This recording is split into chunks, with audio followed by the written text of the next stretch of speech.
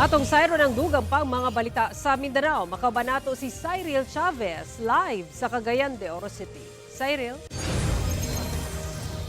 Salamat, Sarah. Nakuhaan sa CCTV sa Ateneo de Zamboanga University ang pagsulod sa estudyante nga namaril sa Junior High School building ni atong August 18. Ang detalye sa report ni Orgil Relator. Sa eksklusibong video nga nakuha sa GMA News, makita ang grade 8 student samtang naglakaw nga dunay bag sa likod ug dunay gigunitan nga taas nga itom nga bag. Imbes nga moagi sa main entrance sa Junior High School building, kung asa anaa ang gwardya, miliko ang estudyante ug mikanaog sa emergency exit.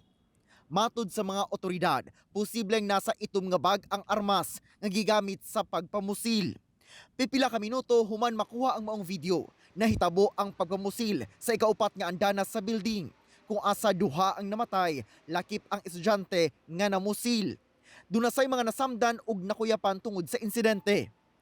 Samtang mas hugot na nga seguridad ang ginapatuman karon sa universidad. Ginasiguro ang inspeksyon sa mga entry ug exit point, lakip ang mga sakyanan.